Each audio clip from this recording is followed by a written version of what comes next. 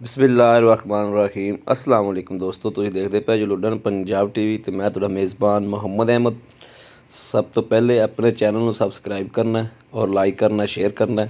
ਇਹ ਜਨਾਬ ਮੇਰੇ ਵੀਰ ਵੇਖਦੇ ਪਏ ਨੇ, ਇਹ ਗਾਇ ਲਾਈ ਸੀ ਕੁਰਬਾਨ ਵਾਲੀ ਜਨਾਬ, ਜਿੰਦਾ 2,95,000 ਰੇਟ ਕੀਤਾ ਸੀ। ਇਹ ਭਾਈ ਫੈਸਲਾਬਾਦ ਨੇ, ਉਹਨਾਂ ਨੇ 2 ਗਾਵਾਂ ਲਈਆਂ ਨੇ। ਇੱਕ ਜਨਾਬ ਅੱਗੇ ਖੜੀ ਹੈ, ਇੱਕ ਇਹ ਪਾਉਣ ਲੱਗੇ ਆ ਔਰ ਵੀਰਾਂ ਦੇ ਸਾਹਮਣੇ ਤਸੱਲੀਆਂ ਕਰਾਵਾਂਗੇ ਇਨਸ਼ਾਅੱਲਾ। ਡਾਲੇ 'ਚ ਪਵਾ ਕੇ ਲੋਡਿੰਗ ਕਰਾ ਕੇ ਹਰ ਚੀਜ਼ ਦੀ ਤਸੱਲੀ ਕਰਾਵਾਂਗੇ। ਔਰ ਕਿਸੇ ਮੇਰੇ ਵੀਰ ਭਰਾ ਨੇ ਔਨਲਾਈਨ ਜਾਨਵਰ ਲੈਣਾ ਹੋਵੇ ਜਾਂ ਉੱਤੇ ਆਉਣਾ ਹੋਵੇ ਤਾਂ ਜਨਾਬ ਆ ਕੇ ਸਤ ਬਿਸਮਿल्ला ਆ ਕੇ ਜਨਾਬ ਖਰੀਦ ਕਰ ਸਕਦੇ ਨੇ।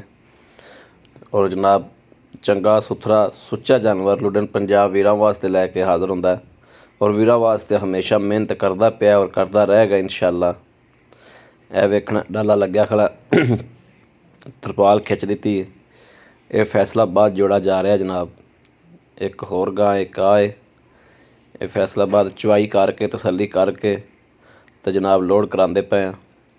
ਸਾਡਾ ਰਾਬਤਾ ਨੰਬਰ ਹੈਗਾ 0307 00 15 881। ਇਸ ਨੰਬਰ 'ਤੇ ਜਨਾਬ ਵਟਸਐਪ ਵੀ ਮੌਜੂਦ ਹੈ।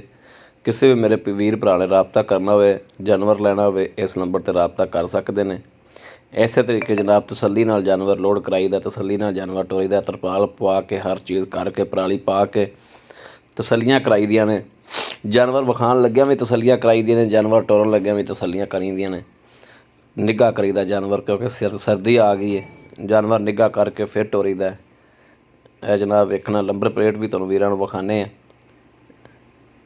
ਇਹ ਜਨਾਬ ਨੰਬਰ ਪਲੇਟ ਵੀ ਵੇਖ ਲੈਣੀ। ਇਹ ਗੱਡੀ ਜਾ ਰਹੀ ਜਨਾਬ। ਕਿਸੇ ਵੀ ਵੀਰ ਭਰਾ ਨੇ ਲੈਣੀ ਹੋਵੇ ਤਾਂ ਉਹ ਜਨਾਬ ਰਾਬਤਾ ਕਰ ਸਕਦਾ।